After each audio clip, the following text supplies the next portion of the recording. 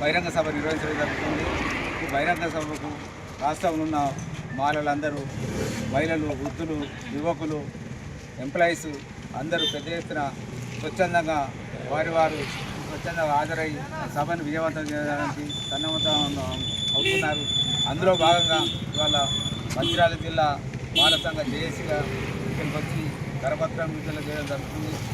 ఇక్కడ ఈ గడ్డపల్లి మండలంలో మాల కులాస్తులతో మాల కులాల గ్రామాలను పెట్టి పల్లెల్లో ఉన్న మాలలందరినీ డిసెంబర్ 1న హైదరాబాద్ తలపెట్టిన బహిరంగ సభ భారీ ఎత్తున తరలి వచ్చి బహిరంగ సభను విజయవంతం చేయాలని కోరుకుంటున్నాను.